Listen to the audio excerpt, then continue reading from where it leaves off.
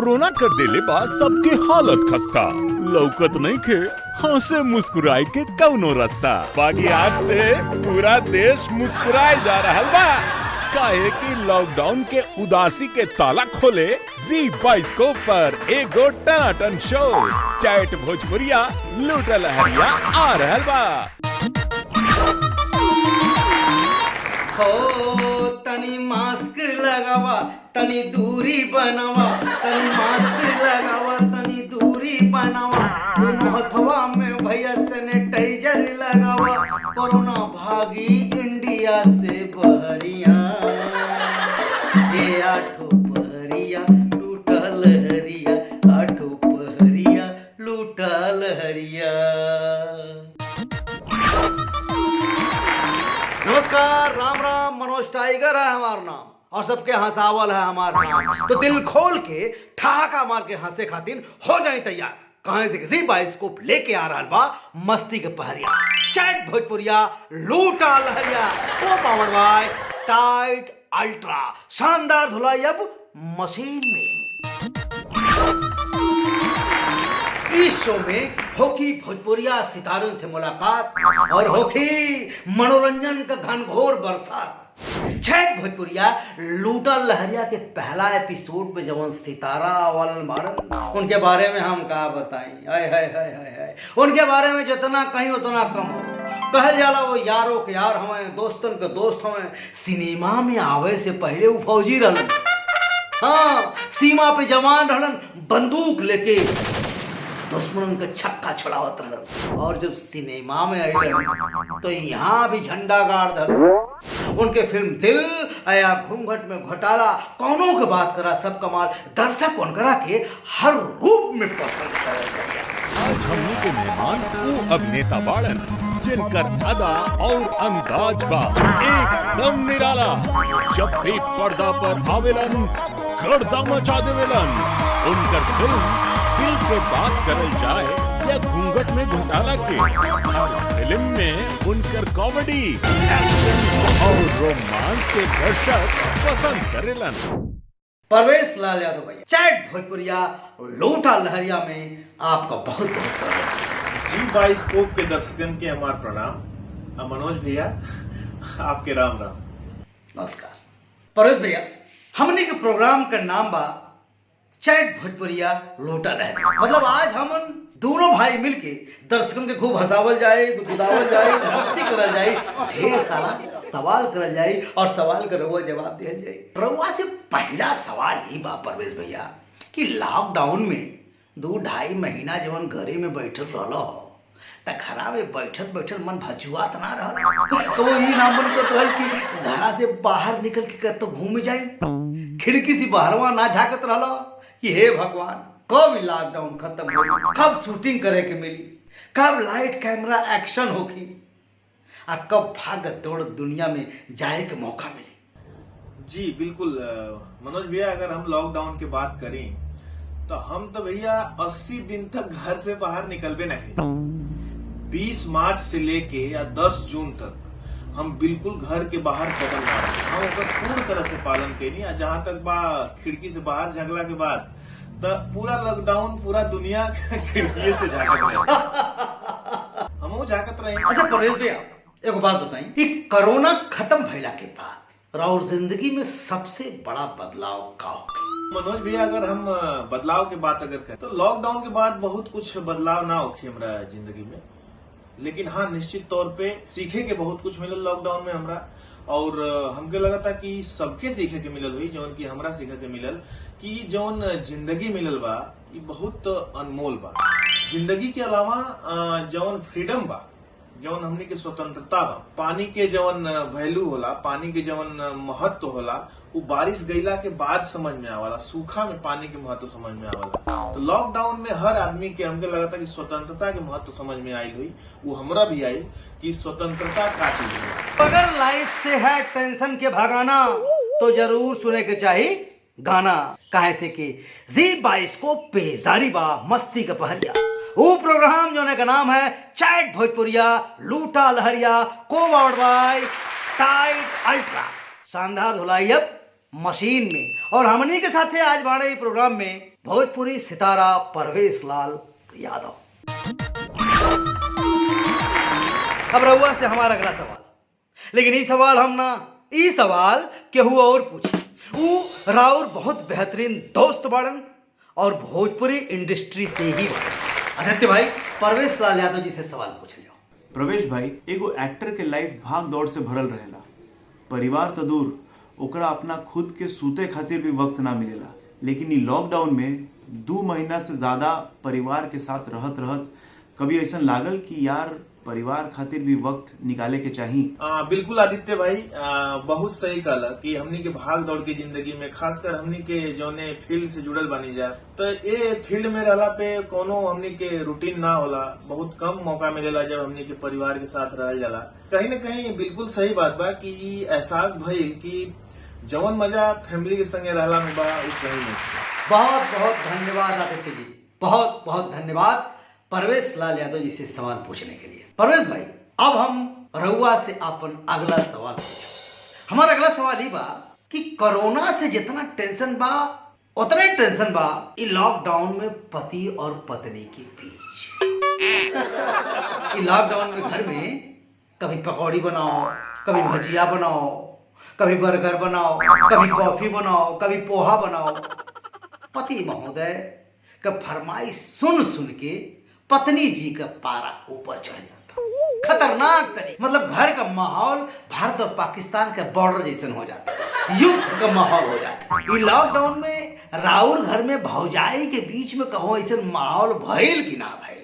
हमके जहाँ तक याद बा ऐसा कबो हमारा साथे नहीं के भाई। तुम्हारा साथे भाई होके तो बतावा। जहाँ रहे पति पत्नी वहाँ नोक झोंक तब बनबे करी न चटनी। तो परवेश लाल यादव जी से बात करे में बड़ा मजा आ रहा। उतने मजा आई रहुआ के एगो सीन देखे में। ताई देखल जाओ एगो सीन। तुम्हारा आवाज बहुत मीठ बा और जानल पहचानल भी लागता। अच्छा, तो 7 जन्म के पहचानल भी लागत हुई। अब आगे बढ़ी। लेकिन हमरा ये समझ में नहीं के आवत कि नाश्ता के खुशबू तो उन्हें से आवता, इन्हें लेके कहाँ जाता रू? इन्हें तो जनरल नाश्ता के व्यवस्था बा ना, तो हुरे खातिर तो स्पेशल चाहिए ना। चलिए अब।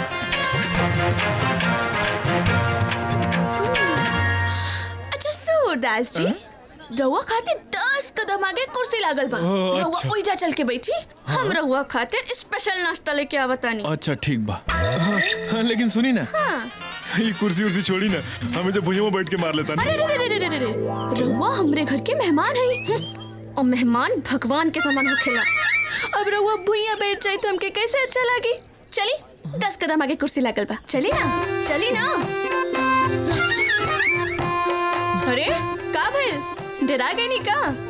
ना ना, अरे ड्राइव का है, अब तू सूरदास के संगे कुछ गलत थोड़े कर सकेलू। अच्छा तो 2 कदम बा, चली आगे।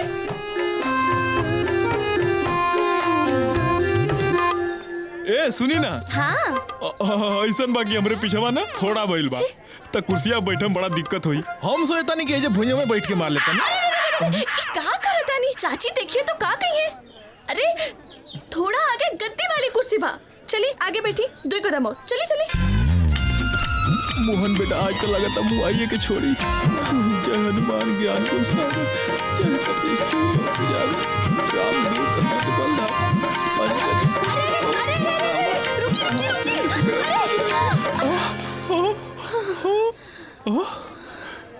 का भाई नाश्ता कैंसिल हो गया का?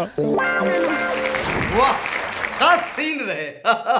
भैया अब वक्त हो रहा बा एगो ब्रेक के, लेकिन ब्रेक के बाद लौट कर आए बात चालू रही परवेश लाल यादव से और करल जाई उनसे दिल का बात। कहे से कि जी22 को पे चल रहा बा मस्ती के पहरिया, चैट भोजपुरिया लूटा लहरिया को पावर्ड बाय टाइड अल्ट्रा शानदार धुलाई अब मशीन में।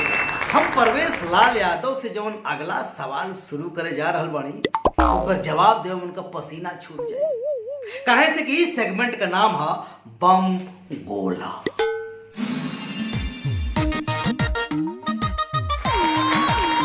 अभी सवाल कोनो बम तो नहीं खे, लेकिन बम से कम भी नहीं खे। इस सेगमेंट में हम परवेश लाल यादव जी से पूछब ताबड़तोड़ सवाल। तो परवेश भाई शुरू करल जाओ सवाल के बौछार। बिल्कुल मनोज भैया, बिल्कुल सवाल के बौछार करा। जहाँ तक बौछार के बात तो हम आपके बता दें कि हम एगो फौजी हैं। हमरा गोली के भी और सवाल के भी जवाब दे बहुत अच्छी तरीके से आवेला।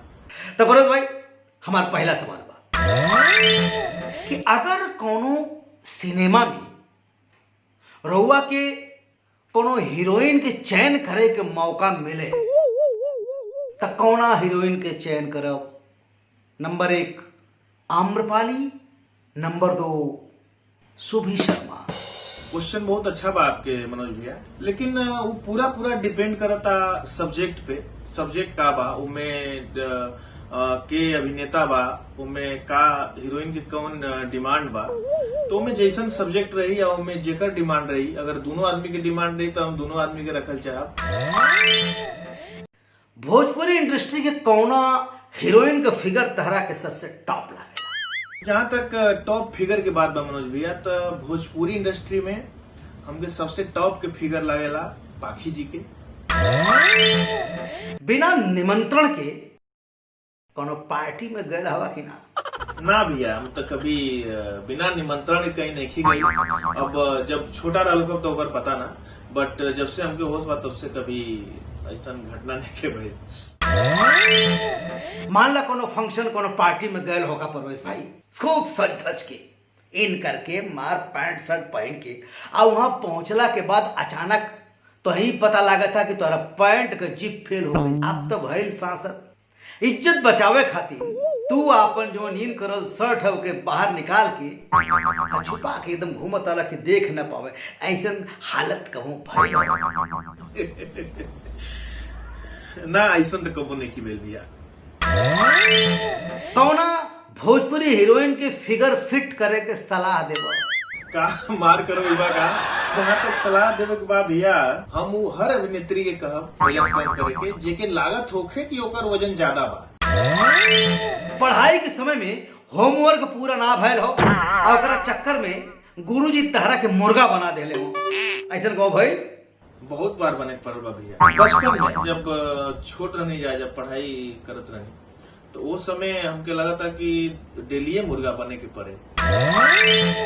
भोजपुरी कौना हीरो और कौना हीरोइन के ड्रेसिंग सेंस रउआ के टॉप का लगेला? जहाँ तक अभिनेता के बात बा, अभिनेता लोग में हमरा अंशुमान के बहुत अच्छा ड्रेसिंग सेंस लागेला, जो कि अभी बहुत नया हीरो आयल बानन भोजपुरी इंडस्ट्री में। दूसर अगर अभिनेत्री के नाम हम लेवल चाह तो वापस पाखी जी के ड्रेसिंग सेंस बहुत अच्छा लागेला हमरा। सवालन के बमबारी का जवाब परवेश भाई बड़ा समझदारी से दहला। कहीं दिल लगौलन तो कहूं दिमाग लगौलन। अब वक्त हो रहा बा एगो ब्रेक, लेकिन ब्रेक के बाद लौट कर आए बात चालू रही परवेश यादव से और करल जाई उनसे दिल का बात। कहे से कि जी बाइस्कोप पे चल रहा बा मस्ती के पहरिया, चैट भोजपुरिया लूटा लहरिया को पावर बाय टाइड अल्ट्रा शानदार धुलाई अब मशीन में। कि कोरोना के महामारी में जहां हर आदमी अपना अपना घर में कैद बा, चाह के भी घर से बाहर ना निकल पा रहल बा, ना कतो घूम पा रहल बा, ना टहल पा रहल बा, ना मस्ती कर पा रहल बा। यही नाते जी बाइस्कोप एगो नया आइडिया ढूंढलस कि घर बैठे रउआ लोगन का मनोरंजन कर दिया जाओ। तो मनोरंजन करे खातिर मोबाइल के माध्यम से मनोज टाइगर के और परवेश लाल यादव भैया की जोड़ के तो लोगन के घर में बैठे गुदगुदावे खातिर, हंसी करावे खातिर एगो नया प्रोग्राम बन गए। यह प्रोग्राम हो जो का नाम बाटे चैट भोजपुरिया लूटा लहरिया। एक बार फिर से मनोरंजन की दुनिया में गोता लगावल जाओ, माने एगो फिर से सीन देखल जाओ। चल बेटा सेल्फी ले ले रे। ई मोहनवा भी ना फोटो डाले वे देता। का रे मोहनवा? अरे ससुर लोग अपना के बम हमरा के छुरछुरी बुझत रहला लोग ने। तब कान खोल के सुन ला, हमू एगो लड़की पटा ले बानी। का? हाँ अरे ये तक कमाल हो गई रे मोहनवा। रुका रुका रुका, गोवर्धन के भी लाइन पर ले बतानी। अरे ससुरा कहाँ बा नंबरवा? का बे? अरे गोवर्धनवा, मोहनवा लड़की पटा लेहलस। अबे वो झूठ बोलता। आज ले ओकरा से एगो बकरियो ना पटल बिया त लड़की कहाँ से पटी? ए, हम झूठ नहीं बोलत। अबे तब तक ही खुशखबरी बा। बसुकिया के हम लाइन पे लेतानी। हमरा लगे अभी मिले के टाइम नहीं खे, पहले उन्हें सेटिंग हुई फिर तो उन्हीं से मीटिंग हुई। चल रख। अरे रे रे रे रे, अरे सुना सुना सुना, जाए के पहले मंत्र ते ले ले। चल चल जल्दी बोल। हाँ हाँ सुना सुना, ओकर हर नाम है। हाँ समझिया। अच्छा अबे जब वो दूर भागे ना तो समझिए कि लगे बुलावतिया। अच्छा सही में?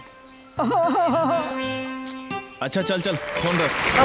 हर टेंशन हो जाला रंगीन जब देखे कि मिल जाला ऐसा बेहतरीन सीन। तो परवेश भाई, कोरोना से सुरक्षा और सावधानी क्या तरीके से बरतल जाओ, हमारा जी बायोस्कोप के दर्शकन से कुछ कहल चाहो? जी बायोस्कोप के दर्शकन से हम यह कहल चाहब, ये समय बहुत ही विकट परिस्थिति बा कोरोना के टाइम पे, और ये समय सबके सुरक्षा बरते के जरूरत बा। काहे कि अपन सुरक्षा में ही परिवार की सुरक्षा बा, पूरा देश की सुरक्षा बा, सब लोग की सुरक्षा बा। तो सब लोग अपन अपन सुरक्षा रखा, स्वस्थ रहा, मस्त रहा। तो भैया कोरोना के खिलाफ समस्त भारतवासी की जंग रंग ला, मास्क पहन के, सोशल डिस्टेंसिंग रख के, सैनिटाइजर लगा के सब अच्छी तरह से पालन कर रहा बाने। देखा भैया बहुत जरूरी हो के तबे घर से बाहर निकल, ऐसे कि कोरोना के भगावल बहुत जरूरी बा। और फिर जी बायोस्कोप प्रोग्राम तो लेके आते हो आप लोगों का मनोरंजन करे खातिर घर में बैठा देखा जा लोगन। हाँ, अगला एपिसोड में फिर मिलब भोजपुरी सिनेमा के एक नए और बेहतरीन शख्सियत के साथ। भाई अपन मस्ती का पहरिया जी बायोस्कोप पे वो प्रोग्राम में जो ना प्रोग्राम के नाम बाटे चैट भोजपुरिया लूटा लहरिया, को पावर्ड बाय टाइट अल्ट्रा शानदार धुलाई अब मशीन में।